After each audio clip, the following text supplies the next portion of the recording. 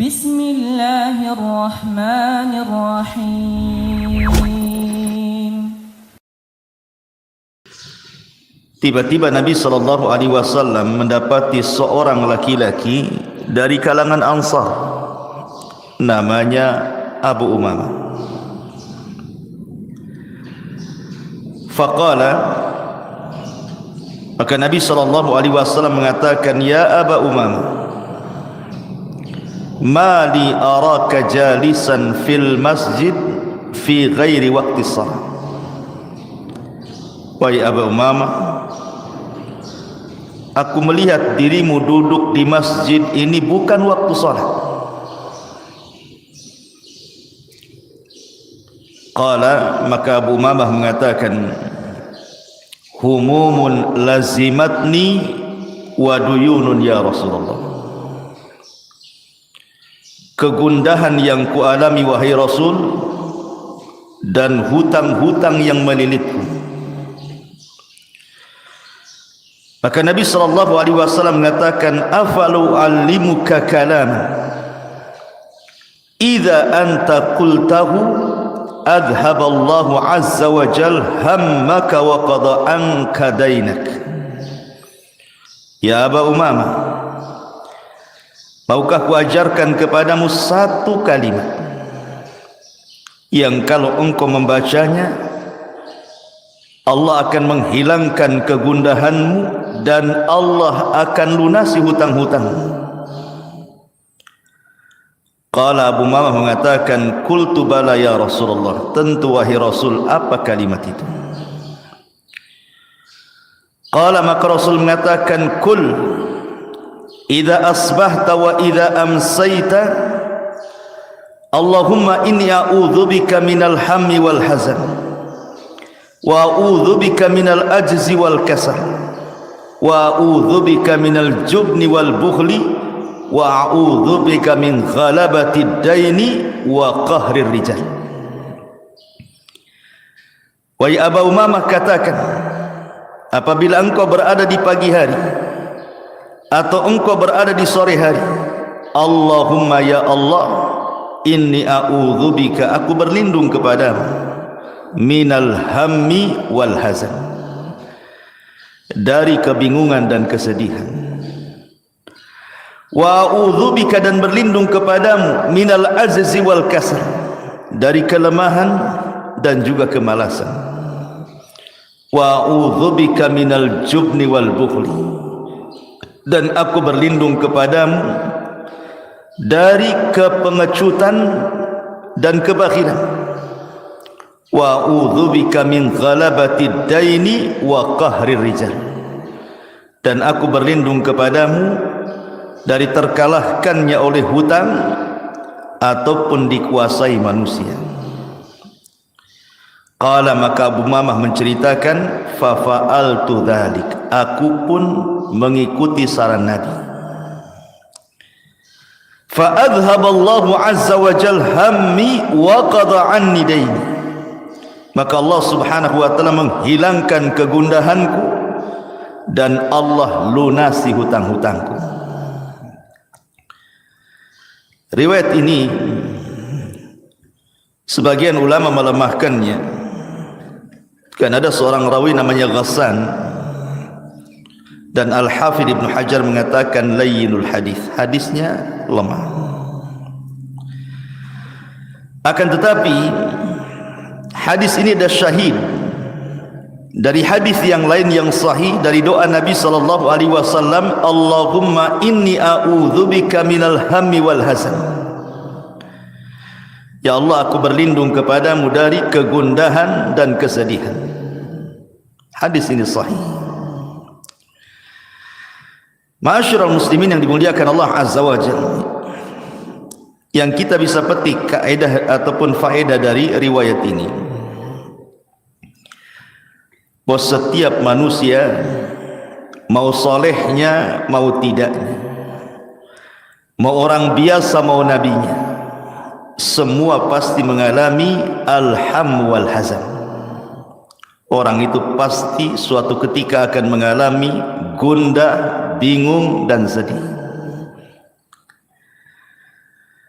Ma'asyiral muslimin yang dimuliakan Allah Azza wa Jalla, setiap tempat yang ada kebahagiaan pasti di situ ada kesedihan. Setiap tempat yang ada kebahagiaan pasti ada kesedihan. Boleh jadi kita melihat anak-anak kita terkadang senang, bahagia, tapi ketika anak kita sakit, kita pun sedih. Satu sisi bahagia, sisi lain sedih. Ketika kita melihat istri kita, kita sayang dan cinta kepada mereka, tapi ketika terjadi masalah keluarga, bingung, sedih, gundah, dan begitu seterusnya. Ketika kita melihat harta, kadang-kadang kita senang dengan harta, tapi kita sedih kalau seandainya harta itu hilang dari badan kita. Begitulah kaedah kehidupan dunia, ikhwan, bahwa setiap tempat yang ada kebahagiaan pasti terselip kesedihan. Itu kaedah dunia seperti itu. Tidak orang biasa, tidak orang soleh, tidak manusia seperti kita, tidak pula para nabi dan rasul. Semua pasti mengalami. Ma'asyiral muslimin yang dimuliakan Allah Azza wa Jalla, kita perhatikan dalam kehidupan kita. Terkadang ada orang sedih karena kehilangan anak. Anaknya tidak mati. Boleh jadi dia pergi dari rumah bertahun-tahun tak kembali. Sedihlah orang tua. Boleh jadi sedih itu karena sempitnya ekonomi.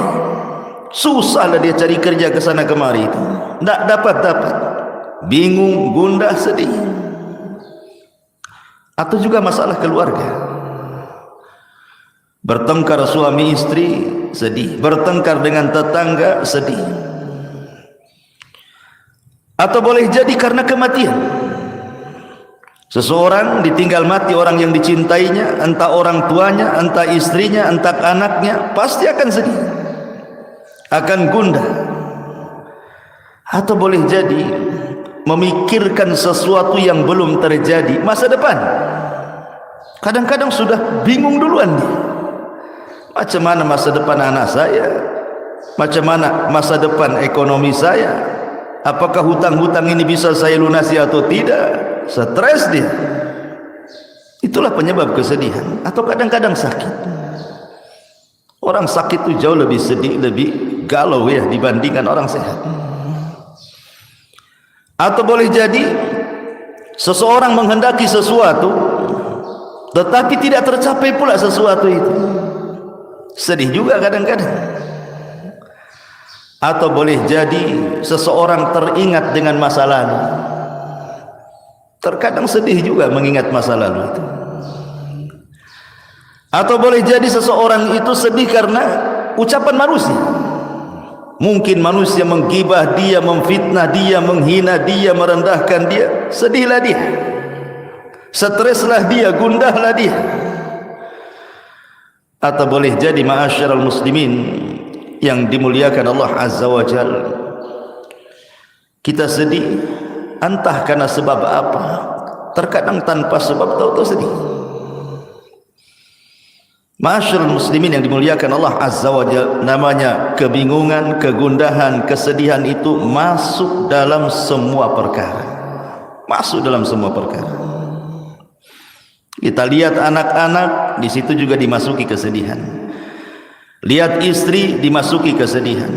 Lihat harta, dimasuki kesedihan. Lihat kawan, dan begitu seterusnya. Setiap tempat yang di dalamnya ada kebahagiaan terselip kesedihan. Itu sebuah keniscayaan. Ma'asyiral muslimin yang dimuliakan Allah Azza wa Jalla, tentu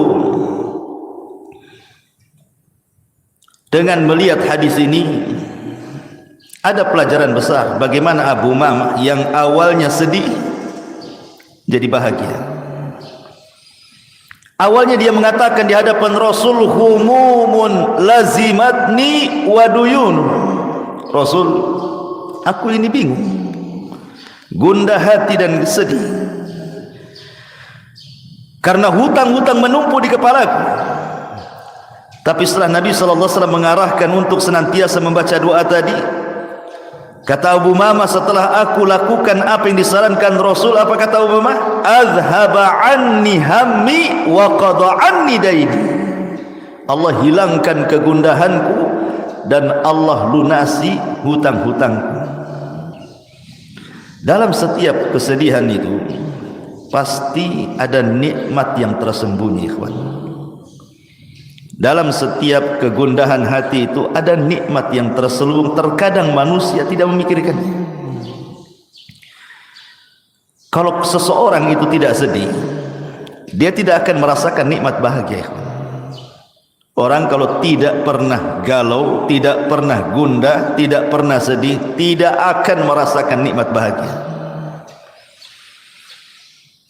Orang kalau tidak pernah sempit kehidupannya, tidak akan pernah merasakan nikmat lapang.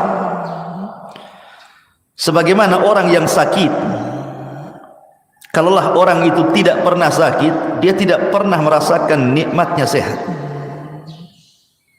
Coba kalau antum sakit, antum terasa, oh orang sehat itu enak juga. Jangankan itu, sakitnya mungkin tidak seberapa, sakit kepala mamanya kan itu. Tapi sakit kepala, sakit sekali kepala ini. Baru teringat enaknya ketika tidak sakit kepala. Kan itu. Atau kalau orang tidak pernah merasakan kefakiran, dia tidak akan merasakan nikmatnya kaya. Orang kalau belum pernah fakir, dia belum pernah merasakan nikmatnya kaya. Orang yang tidak pernah merasakan buta, dia tidak pernah merasakan nikmatnya melihat. Orang tidak pernah merasakan nikmatnya cahaya kalau tidak pernah hidup dalam kegelapan. Oh enak juga cahaya ini, karena pernah mengalami kegelapan dia. Berarti taulah nikmat cahaya itu. Sebagaimana orang tidak pernah merasakan nikmat malam kalau tidak pernah berjalan di siang hari, atau mungkin sebaliknya. Begitu juga nikmat taubat. Orang tidak akan pernah merasakan nikmat bertobat kepada Allah kalau sebelumnya dia tidak maksiat. Ma'asyiral muslimin yang dimuliakan Allah Azza wa Jalla, dan begitu seterusnya. Dalam setiap kesedihan itu pasti di situ ada kebahagiaan. Inna ma'al usri yusra, inna ma'al usri yusra. Setiap kesulitan itu pasti ada kemudahan. Adam alaihi salatu wassalam nikmat terus di sorga. Di sorga itu tidak ada kecuali kenikmatan. Allah uji dengan memakan buah larangan. Akhirnya Adam diturunkan ke bumi. Sedihlah Adam, baru tahu dia nikmatnya sorga. Itu Nabi Musa alaihi salatu wassalam, ketika dia membunuh seseorang dari Bani Israel, takut dia. Akhirnya dia pun lari dari Mesir ke Madian. Kemudian di Madian dia mendapatkan ketenangan, bisa menikah, punya anak, kemudian pulang dijadikan nabi dan rasul. Berawal dari kesedihan, berakhir dengan kebahagiaan, diangkat jadi nabi dan rasul. Ayub alaihi salatu wassalam kurang apa? Tidak ada satupun nabi yang diberikan ujian seberat Ayub. Tidak ada. Tidak ada manusia satupun yang diuji seberat Ayub alaihi salatu wassalam sejak Adam sampai hari ini, bahkan sampai kiamat. Diuji hartanya habis, anak-anaknya mati, ditimpakan penyakit, dijauhi manusia, dibicarakan manusia, tapi Ayub tidak pernah mengeluh. Dia bersabar dan mengharap pahala Allah Azza wa Jalla. Allah ganti kesedihan dengan kebahagiaan. Allah datangkan kembali nikmatnya, lebih hebat dan lebih jauh, lebih berlipat ganda dibandingkan sebelumnya. Maryam al-Adra, Maryam bintu Imran, wanita yang tidak pernah keluar dari mihrabnya, sujud, ruku, ibadah gitu. Tahu-tahu ketika buang hajat datang pula Jibril menghabar gembirakan bahwa dia akan punya anak. Kata Maryam, aku tidak pernah disentuh laki-laki. Macam mana kata-kata manusia nanti kepadaku? Aku punya anak, tak punya laki pula. Akhirnya kemudian Maryam pun difitnah macam-macam. Sampai hari ini orang-orang Yahudi menganggap Maryam itu wanita pezina dan Isa itu anak zina. Makanya orang Nasrani mengkafirkan Yahudi karena tidak mengakui nabinya dan mengatakan Isa itu anak zina, Maryam pula pezina. Tetapi siapa yang tahu bahwa bayi yang dilahirkannya itu menjadi bayi yang kelak akan menjadi afdalul anbiya min Bani Israel, seafdal-afdalnya nabi dari Bani Israel. Kesenangan. Siapa lagi? Nabi Yunus sedih melihat kaumnya ketika didakwain tidak beriman, sehingga Allah mengatakan Yunus keluar itu zahaba mughadibah, keluar dalam kondisi marah. Akhirnya Allah subhanahu wa ta'ala atabahu, menghukum dia dimakan ikan. Kemudian dia terus bertasbih kepada Allah dan terus bertasbih. Akhirnya Allah subhanahu wa ta'ala selamatkan Yunus kembali lagi kepada kaumnya. 100.000 lebih kaumnya beriman. Kebahagiaan ikhwan. Awalnya sedih, jadi bahagia. Nabi kita Muhammad sallallahu alaihi wasallam ketika berdakwah ke Taif, yang sebelumnya 18 kabilah orang-orang Mekah itu, sepeninggal Khadijah dan sepeninggal Abu Talib, berani mengancam Rasul kalau meneruskan dakwahnya akan dibunuh. Sempit dada Nabi, sedih. Berangkatlah dia ke Taif dengan harapan orang-orang Taif mau beriman. Sampai pula di Taif, tidak ada satupun yang belas kasih kepada Nabi SAW. Yang ada dari anak-anak, perempuan, orang tua, laki-laki, semua mengusir Nabi.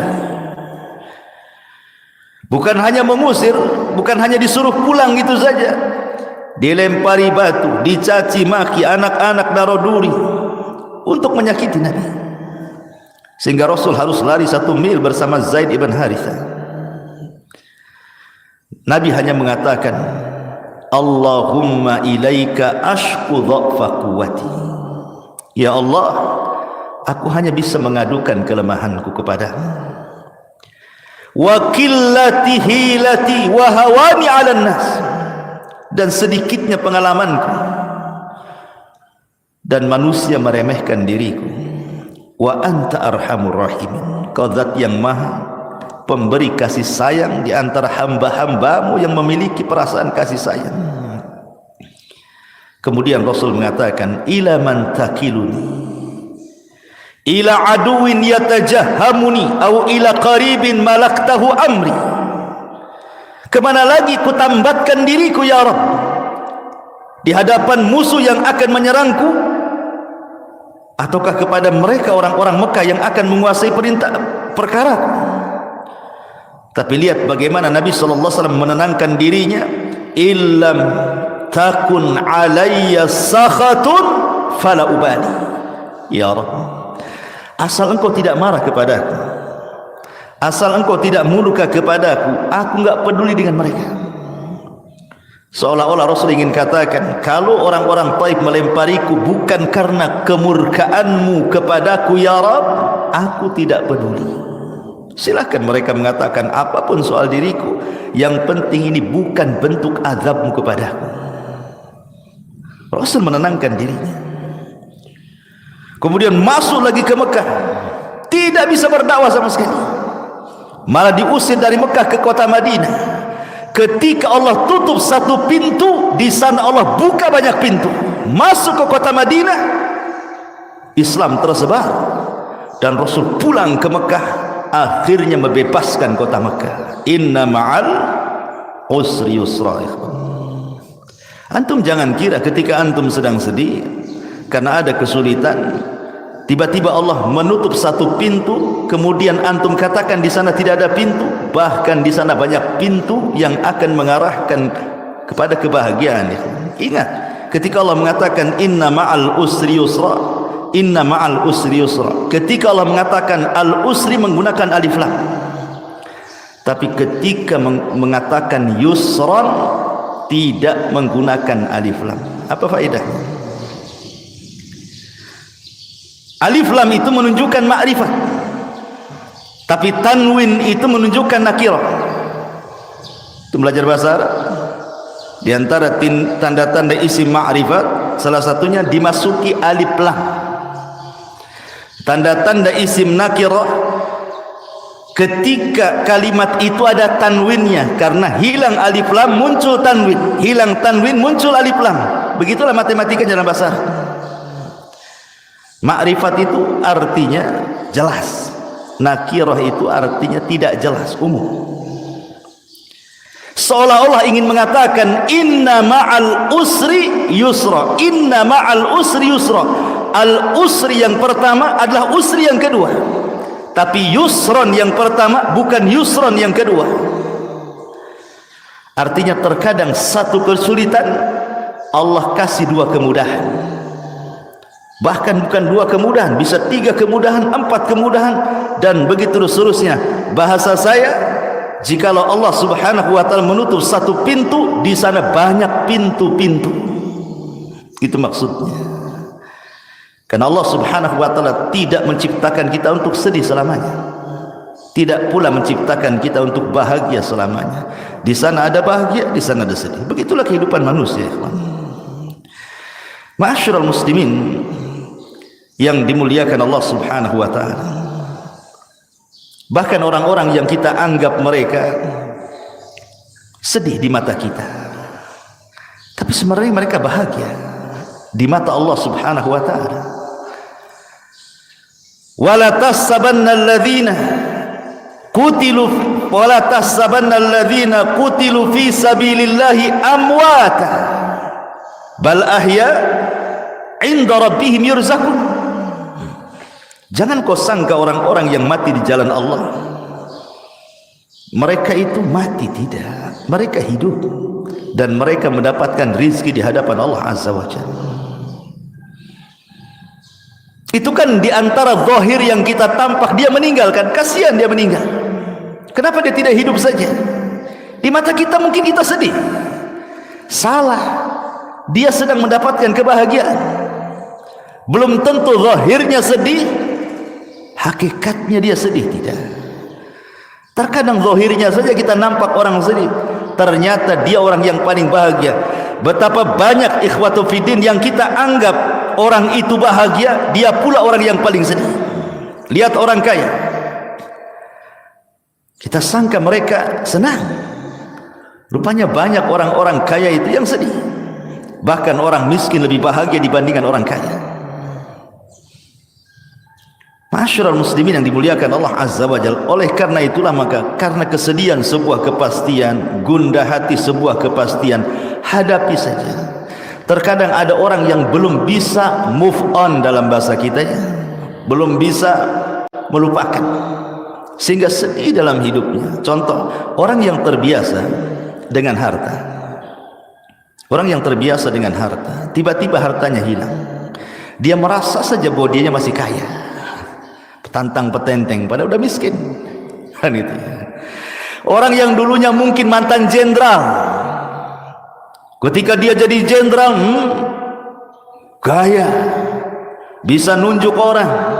Ketika purnawirawan, sudah nggak dihormati orang lagi, tapi dia merasa masih jenderal juga karena pernah jadi jenderal. Masalahnya kan, karena ada orang kayak gitu, merasa masih jadi polisi padahal sudah purnawirawan kan, gayanya jadi RT kayak polisi dia. Ada tuh, dia belum bisa move on. Kalau nikmat itu sudah nggak ada sebenarnya. Atau orang kalau terbiasa, contoh saja, orang terbiasa kemana-mana punya mobil kan gitu, hilang mobilnya, perasaan masih ada aja, nengok padahal udah nggak ada gitu ya. Ada orang-orang yang belum bisa melupakan masalah.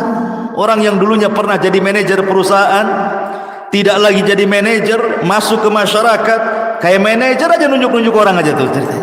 Ada orang kayak gitu, kawan. Perasaan dia itu masih jadi manajer. Begitulah manusia. Orang kalau terbiasa jadi pejabat, jadi pemimpin, jadi presiden, ketika sudah tidak menjabat, masih seolah-olah dia itu punya jabatan. Ada orang seperti itu. Karena dia belum terbuka, belum bisa menghadapi kenyataan, bahasa kitanya ya. Padahal manusia itu akan diputar, watilkal ayyam nudawiluha bainan nas. Hari-hari itu berputar. Kadang sedih, kadang senang, kadang sempit, kadang bahagia, kadang berkumpul, kadang berpisah, kadang mati, kadang hidup, dan begitu seterusnya manusia itu.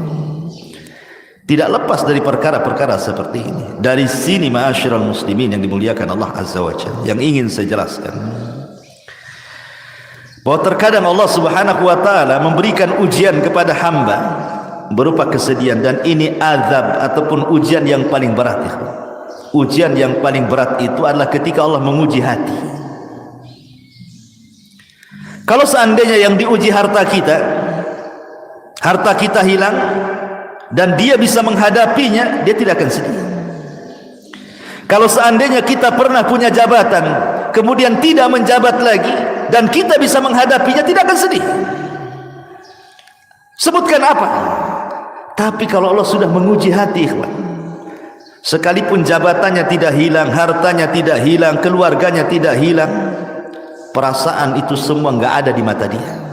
Kalau sedih, contoh, ada orang kaya raya, sak kaya-kayanya, anggaplah dunia itu milik dia. Tiba-tiba dia sakit, terbaring, stroke, diem aja di kasur dia. Satu lemari pakaian bagus dipakai dia? Tidak. Mobil yang mantap itu kan, yang berserak-serak di parkiran dia, nggak bisa juga dia nyetir, sakit, stroke, cuman. Rumah yang megah, ada tamannya, macam-macamnya, tidak bisa pula jalan-jalan. Itu baring saja dia kan begitu. Lalu untuk apa dunia bagi dia? Nggak ada faedahnya dunia coba. Kalau sudah sakit plak gitu ya kan. Apa yang dinikmati dia? Istri yang cantik tidak bisa digauli dia sakit stroke, gerak pun tidak bisa. Apa yang bisa dihadapi orang sakit? Padahal jelas-jelas dunia itu loh dipegang dia. Perusahaan dipegang dia, anak buah dipegang dia, stroke, ngomong pun tidak bisa. Namrud, tahu Namrud? Tahu? Kapan kenalannya? Namrud. Ya. Namrud satu di antara 4 raja dunia. Sombongnya dia mengatakan di hadapan Ibrahim, ana uhyi wa umit. Saya bisa mematikan, saya bisa menghidupkan, katanya. Keluarkan 2 orang dari penjara, satu dibunuh, satu dibebaskan. Ana uhyi wa umi, saya bisa menghidupkan, saya bisa mematikan. Yang satu dibunuh nih, saya hidupkan yang satu. Pergi. Ibrahim tidak membalas.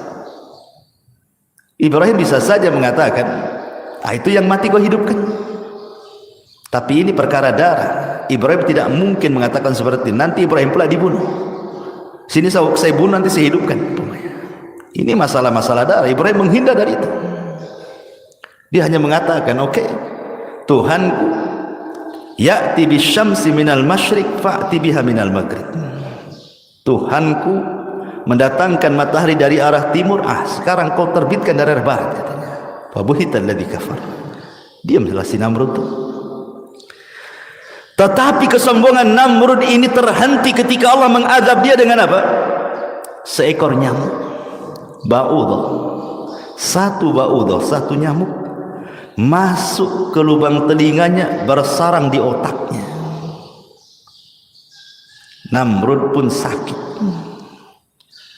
Dalam riwayat Bani Israel, 40 tahun Namrud terbaring gara-gara nyamuk tadi. Lalu apa kekuasaan yang dia miliki? Dia nyuruh pembantunya untuk memukulkan setiap hari di kepalanya supaya nyamuk itu keluar. Dipukul sendal setiap hari. Akhirnya karena setiap hari dipukul, mati gara-gara dipukul sandal Namrud. Lihat ikhwan, Namrud, raja dunia, ketika Allah uji, sakit dia, apalah kekuasaan itu. Makanya ma'asyiral muslimin, belum tentu orang yang dianggap dia tidak bahagia, rupanya dia pula orang yang paling bahagia. Karena ada orang yang salah ketika mencari konsep kebahagiaan. Ada orang mengatakan bahwa bahagia itu bijam ilma, kalau hartanya banyak bahagialah katanya. Kata siapa? Siapa yang lebih kaya dibandingkan Qarun? Tidak ada. Tidak ada manusia sekaya Qarun. Tapi apa kata Allah dalam Quran? Fa khasafna bihi wa bidarihil ardh. Kami hempaskan Qarun ke dasar bumi dan semua hartanya masuk ke dalam dasar bumi. Saking kayanya, disebut-sebut sampai hari ini. Nemu dompet, harta Qarun. Harta Qarun nih katanya. Semua dinisbatkan ke Qarun. Lihat, untuk apa kaya? Bahagia Qarun? Tidak, diazab oleh Allah. Kekuasaan, katanya itu sebab orang dapat bahagia, sehingga ada orang yang sikat kiri sikat kanan, kan itu ya. Sikut kiri sikut kanan. Bahagia seperti itu. Fir'aun sombong dengan kekuasaannya dan mengatakan seluruh pantai di Mesir di bawah kakiku. Ketika dia sombong dengan pantai, ditenggelamkan pula dia di pantai. Fa aghraqnahu wa junudahu. Kami tenggelamkan si Fir'aun plus bala tentaranya. Siapa lagi? Ada orang yang bahagia itu katanya, kalau seandainya dia memiliki kekuatan, mungkin dia jadi kepala angkatan darat, angkatan laut, jenderal gitu, banyak pasukannya, membanggakan pasukannya. Bahagia? Tidak. Kaum Ad kurang apa kuatnya? Kaum Samud, tidak ada umat yang lebih kuat daripada kaum Ad dan kaum Samud, ikhwan. Tapi Allah azab mereka. Kekuatan itu hanya milik Allah. Walillahil izzatu jami'a. Kemuliaan, kekuatan itu hanya milik Allah. La haula wala quwata illa billah. Oh, kalau bahagia itu banyak anak, banyak istri, hartanya melimpah, rumahnya luas. Al-Walid ibnul Mughirah. Tidak ada manusia yang paling kaya di zaman jahiliyah melebihi Al-Walid ibn Mughirah. Kekayaannya terbentang dari Mekah sampai ke Taif. Semua tanah dia itu, dengan kebun kurmanya. Bahkan anak-anaknya tidak pernah lepas dari ayahnya. Wa banina syuhuda wa mahattu lahu tamhida. Anak-anaknya tidak pernah keluar daripada orang tuanya. Begitulah orang kalau antum nanti sudah tua, antum akan merasakan. Karena orang itu semakin tua secara psikologi, maka emosinya bertambah, akan kembali seperti anak-anak. Dia tidak mau jauh dari anak-anaknya. Sedih kalau anak-anaknya nggak ada di matanya. Sedih kalau anak-anaknya tidak menolongnya, tidak birrul walidain. Begitu nanti antum akan merasakan fase-fase seperti itu. Takut kalau seandainya anaknya tidak bersamanya. Tapi Al-Walid, anak-anaknya tidak lepas daripada dirinya. Wa banina syuhuda. Tapi apa ujung Al-Quran? Sa'uslihi saqar. Allah katakan kami akan masukkan si Walid ke dalam neraka saqar. Turun surah Al-Mudaththir. Ma'asyiral muslimin yang dimuliakan Allah Subhanahu wa taala. Lalu kalau sudah begitu, apa manfaatnya coba? Kita tidak mengingkari harta itu bisa menyumbang kebahagiaan, tapi bukan segala-galanya. Kita tidak pernah mengingkari kedudukan, pangkat, jabatan, juga adalah secercah kebahagiaan di situ. Tapi sekali lagi itu bukan segala-galanya. Karena kebahagiaan yang hakikat itu bukan seperti itu. Ma'asyiral muslimin yang dimuliakan Allah Subhanahu wa taala. Yang ingin saya katakan, Ibrahim ibn Adham rahimahullahu ta'ala sampai mengatakan, "Law 'alimal muluk wa abna'ul muluk ma nahnu fihi minas sururi wan na'im idzan lajaladuna 'alaihi bisuyuf." Lihat kata Ibrahim bin Adham, seandainya para raja itu mengetahui atau anak-anak raja itu mengetahui tentang kami para ulama, apa yang kami rasakan dari keindahan, kesenangan, kelapangan hati yang dirasakan para ulama itu, tentu mereka akan memenggal kepala-kepala kami dengan pedang, karena mereka tidak punya kebahagiaan seperti yang kami miliki. Syekhul Islam Ibn Taimiyah rahimahullahu ta'ala suatu ketika pernah sakit, diceritakan oleh Imam Ibnul Qayyim rahimahullahu ta'ala. Sang dokter datang kepada Imam Ibn Taimiyah yang ketika itu Ibn Taimiyah sedang sakit parah, tapi masih disibukkan membaca kitab dan mencatat kitab. Kata sang dokter, "Inna mutala'aka wa kalamaka fil ilmi yazidul marda." Ya Imam, bisa enggak kau berhenti membaca, menulis? Karena itu bisa menambah sakitmu. Kau ini sakit parah, istirahat, banyak tidur. Kata Ibnu Taimiyah, "Wahai dokter, alaisatin nafsu idza farihat surrat qawiyat tabi'at fadafa'atil marad." Wahai dokter, bukankah kalau jiwa itu tenang, hati senang, gitu kan, itu bisa menguatkan badan kita dan cepat menyembuhkan. Artinya kalau orang sakit terus dipikirkan sakitnya, makin sakit dia. Tapi kalau orang sakit tidak dipikirkan sakitnya, hatinya lapang, tenang, pasti cepat sembuh tuh dari penyakitnya. Kata dokter, tentu ya betul, memang kaedahnya seperti itu. Maka Ibnu Taimiyah mengatakan, "Ya dokter, tidak ada kebahagiaan dalam hatiku melebihi ini, membaca, menulis, membaca, menulis. Itu tidak ada kebahagiaan dalam hati kecuali ini. Boleh jadi ini yang mempercepat kesembuhan." Kata dokter, "Oh itu di luar medis itu," katanya. Itu di luar medis. Itu ijtihadmu wahai imam, katanya. Tapi dari sini ma'asyiral muslimin yang dimuliakan Allah Azza wa Jalla, lihat para ulama, mereka bahagia itu karena dekat dengan Allah.